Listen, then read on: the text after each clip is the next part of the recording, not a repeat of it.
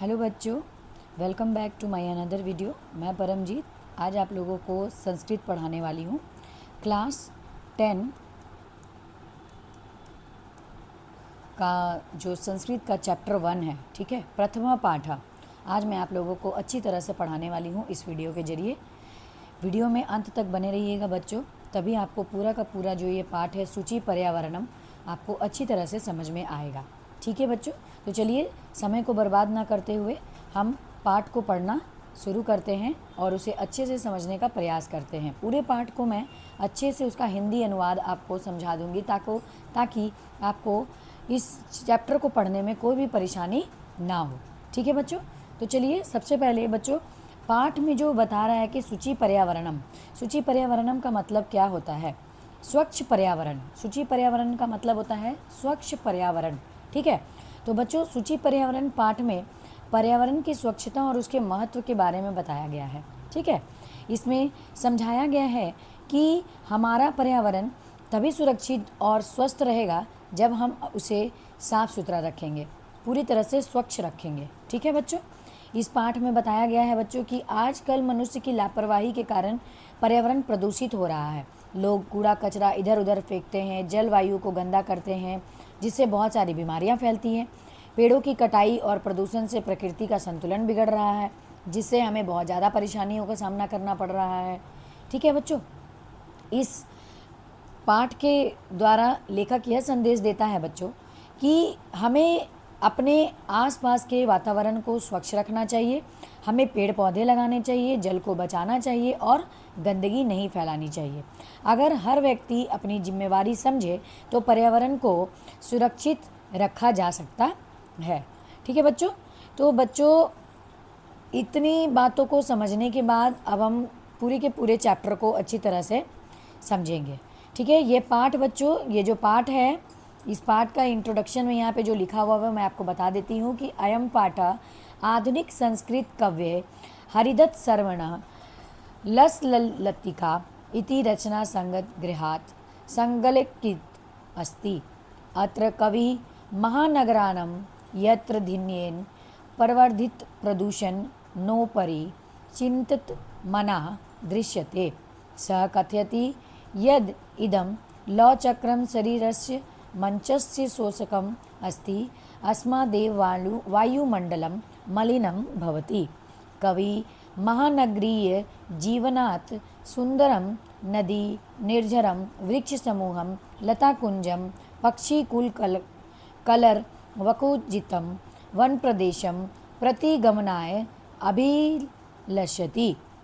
बच्चों यह पाठ आधुनिक संस्कृत कवि हरिदत्त शर्मा जी की लसलतिका नामक रचना से लिया गया है। ठीक है बच्चों, इसमें कवि आजकल के आधुनिक समय में बड़े शहरों में जो मशीनों का उपयोग किया जा रहा है बच्चों, उसके बारे में बता रहे हैं। ठीक है, वो समझा रहे हैं कि किस तरह से लोग पूरे पर्यावरण के साथ खेल रहे हैं, पर्यावरण का दुरुपयोग, पर्यावरण में उपस्थित जितनी भी चीज़ें हैं उसे प्रदूषित कर रहे हैं। तो इस पूरे पाठ में कवि ने पर्यावरण को बचाने की बात कही है, उसे संभालने की बात कही है। ठीक है बच्चों, तो चलिए अब हम इस पूरे पाठ को समझने का प्रयास करते हैं। पूरा एक एक करके पूरे श्लोक को समझने का प्रयास करेंगे।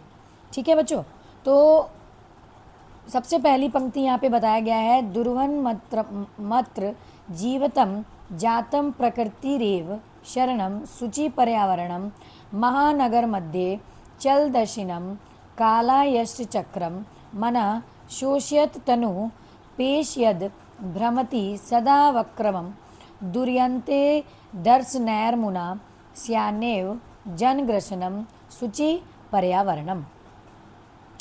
ठीक है बच्चों इस पूरे श्लोक का अर्थ है, कवि पूरे श्लोक में बच्चों इस प्रथम श्लोक में समझाने का प्रयास कर रहा है कि जीवन जो है वो कठिन हो गया है, इसीलिए हमें प्रकृति की शरण में जाना चाहिए और स्वच्छ पर्यावरण अपनाना चाहिए। बड़े शहरों में दिन रात लोहे के पहिए यानी वाहन चलते रहते हैं। ये वाहन और जीवन शैली मन को थका देते हैं, शरीर को कष्ट देते हैं और जीवन को हमेशा उलझा देते हैं। ठीक है बच्चों, बुरी परिस्थितियों के कारण लोगों का आना जाना भी कठिन हो जाता है। ठीक है, तो ये बच्चों ये था आपका प्रथम श्लोक। चलिए अब दूसरे श्लोक को पढ़ते हैं और दूसरे श्लोक को पढ़कर उसे समझने का प्रयास करते हैं। दूसरे श्लोक में कहा गया है बच्चों कि कंजमलिनम धूमम मुंजी सत्कटियानम वाष्पयान मालाम संधावती वितरंती धवानम यारानाम पंक्योत्तो हनंता कठिनम संसरणम। बच्चों इसमें इस श्लोक के माध्यम से कवि कहना चाहते हैं कि सैकड़ों वाहनों से काले यानी कालिख जैसे जो धुएं हैं उसका वो निकलता है, पूरे पर्यावरण में वो काला धुआं जो है वो फैल जाता है। वाहनों की कतारें तेज़ी से चलती हैं और बहुत शोर फैलाती हैं, चारों तरफ बहुत ज़्यादा आवाज़ें फैलाती हैं। वाहनों की पंक्तियां अनंत है, बहुत लंबी होती हैं, जिससे चलना फिरना बहुत ही कठिन हो जाता है। ठीक है, चलिए अब तीसरे श्लोक की ओर बढ़ते हैं। तीसरा श्लोक क्या कह रहा है बच्चों? तीसरा श्लोक वायुमंडल की बात कर रहा है। वायुमंडलम भृंसम दूषितम न ही निर्मलम जलम कुंसित वस्तु मिश्रितम भक्ष्यम शमलम धरातलम करिण्यम बहिरंजगति तू बहु शुद्धिकरणम शुचि पर्यावरणम। बच्चों कवि यहाँ पे वायुमंडल के बारे में बता रहा है कि आज के समय में वायुमंडल जो है वो बहुत ही प्रदूषित हो गया है और जल भी शुद्ध नहीं रहा है। खाने की वस्तुएं भी खराब चीज़ों से मिलकर दूषित हो गई हैं और पृथ्वी यानी कि जो भूमि है हमारी वो भी गंदी हो गई है। हमें बाहर निकलकर एक साथ मिलकर बहुत अधिक सफाई करनी चाहिए।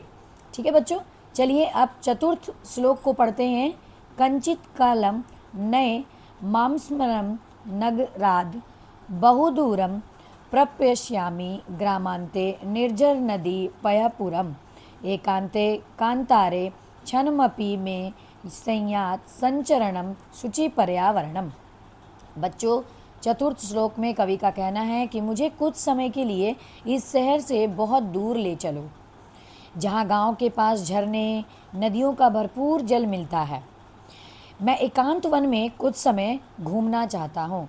कवि इस पूरे शहर की जो चकाचौंध है उससे वो दूर जाना चाहता है। इस प्रदूषित शहर से कवि दूर जाकर के शांति से शुद्ध वातावरण में अपना जीवन व्यतीत करना चाहता है, एकांत में जाने की बात करता है।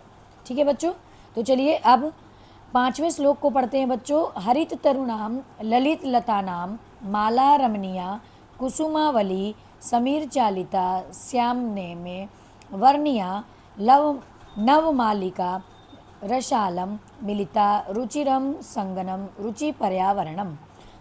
बच्चों पंचम श्लोक में कवि का कहना है कि हरे भरे घास और सुंदर लताओं की मालाएं बहुत मनोहर होती हैं। हवा से हिलती डुलती हुई फूलों की कतारें उस स्थान को रहने योग्य बनाती है।